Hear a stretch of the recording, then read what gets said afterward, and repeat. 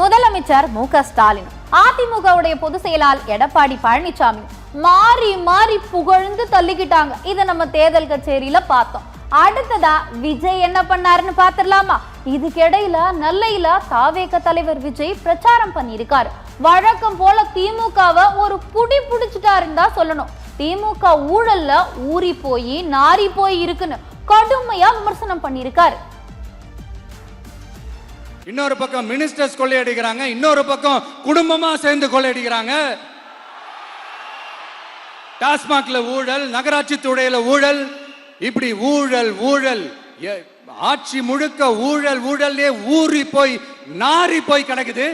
எந்த மூஞ்ச வச்சுக்கிட்டு சார் வந்து ஓட்ட கேட்பீங்க?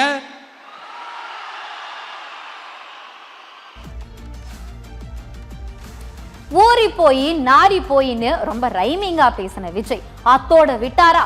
காங்கிரஸ கோடிக்கணக்கில் பணம் கொடுத்து ஸ்டாலின் வாங்கிட்டாருன்னு விமர்சனம் பண்ணியிருக்காரு. உண்மையான காங்கிரஸ் தாவேகா கூட தான் இருக்குன்னு விஜய் அடிச்சு விட்டுருக்காரு.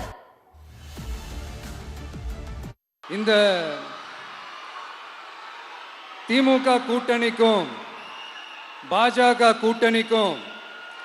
கூட்டணியுமே இவங்க ரெண்டு பேருமே வெளியில வேணா தனித்தனியா இருப்பாங்க, ஆனா உள்ளுக்குள்ள இவங்க ரெண்டு பேருமே ஒண்ணுதான். சில பல கோடிகளை கொடுத்து நம்ம தமிழ்நாட்டு காங்கிரஸை பையில போட்டுக்கிட்டாங்க. யாரு? ஸ்டாலின் சார். ஆனா உண்மையான காங்கிரஸ் யாரு பக்கம் நிக்குது? நம்ம பக்கம் நிக்குது. தாவேக தலைவர் விஜய் ஆளுங்கட்சியை தான் குறை சொன்னாரு அப்படின்னு பார்த்தா காங்கிரஸையும் இழுத்து விட்டுருக்காரு. அதோட விஜய் நெல்லை தூத்துக்குடியில ரோட் ஷோ போகும்போது ரசிகர்களும் திரண்டு வரவேற்பெல்லாம் கொடுத்திருக்காங்க. வாகனத்து மேல நின்னபடி வாக்கு சேகரித்த விஜய்க்கு மாலையை எடுத்து வீசி இருக்காங்க. கிட்டார வேற தூக்கி போட்டிருக்காங்க. ஒரு சிறுவனை தோல் மேல தூக்கி வச்சு இறக்கி விட்டுருக்காரு. விஜய் புகைப்படங்கள் எல்லாம் தூக்கி போட்டு உற்சாகமா வரவேற்பு கொடுத்திருக்காங்க.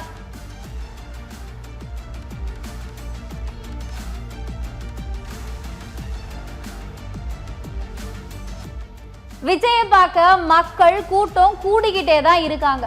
இப்படி கூட்டம் பிரச்சாரம்னு ஏதாவது ஒரு சின்ன சம்பவம் ஆகுது அப்படிங்கிறது உறுதியாயிடுச்சுன்னு கூட சொல்லலாம். நெல்லையிலையும் தூத்துக்குடியிலும் விஜய் ரோட் ஷோ போனப்போ 5 விபத்து நடந்திருக்குங்க. தூத்துக்குடியில தாவேக தலைவரும் நடிகருமான விஜய பைக்ல பின்தொடர்ந்து சென்ற தொண்டர்கள் விபத்துல சிக்கினதுல 7 பேருக்கு காயம் ஏற்பட்டிருக்கு. நெல்லை தூத்துக்குடியில விஜய் தேர்தல் பிரச்சாரம் போயிருக்காரு. அவரோட வாகனத்தை ரசிகர்கள் பைக்ல துரத்திட்டே போயிருக்காங்க. அப்போ நடந்த விபத்துல சிக்கி 7 பேர் காயமடைஞ்சிருக்காங்க. அது மட்டும் இல்லைங்க, அடுத்தடுத்து நடந்த விபத்துல 16 பேர் காயமடைஞ்சிருக்காங்க.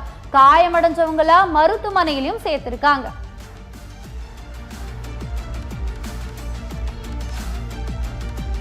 விஜய பார்க்க போன ரசிகர்களுக்கு ரஜினி பஞ்ச் டைலாக் சொல்ற மாதிரி ஒரு விஷயத்த சொல்லியிருக்காரு.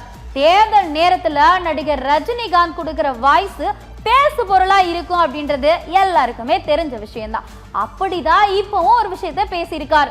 நடிகர்களோட வாகனங்களை துரத்திட்டு போய் விபத்துக்கு உள்ளானதா உங்களுக்கு தான் ஆபத்துன்னு அறிவுரையெல்லாம் சொல்லியிருக்காரு.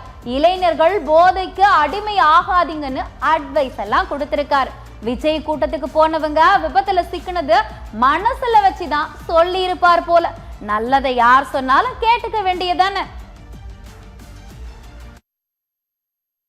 இளைஞர்கள் ரொம்ப ஜாகிரதையா இருக்கணும். அவங்க ஏதாவது அடிப்பட்டா அவங்களுக்கு தானே காயமாகும்.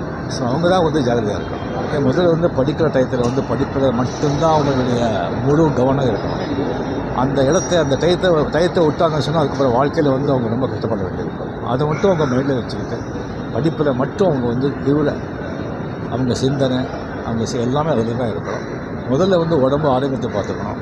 இந்த டயத்தில் முதல்ல சொல்கிறது இளைஞர்களுக்கு தயவு செஞ்சு இந்த குடிப்பழக்கத்தில் கஞ்சா இதெல்லாம் தயவு செஞ்சு இதில் நீங்கள் அடிமையாகாதீங்க. அது பண்ணால் அவங்க வாழ்க்கையே கெட்டு போயிடும். அது நீங்கள் மட்டும் இல்லை, உங்கள் சம்மந்தப்பட்ட தாய் தந்தை பிரதர்ஸ் குடும்பம் எல்லாரையும் வாழ்க்கையை நீங்கள் நரகமாக்கிடுறீங்க. ஸோ அதில் மட்டும் நீங்கள் யாராவது அப்படி உங்களுக்கு நண்பர் கிடச்சா அந்த நண்பர்கிட்ட அவங்க கிட்டே கிட்டே கூட போகாதீங்க, தூரம் இருக்கு.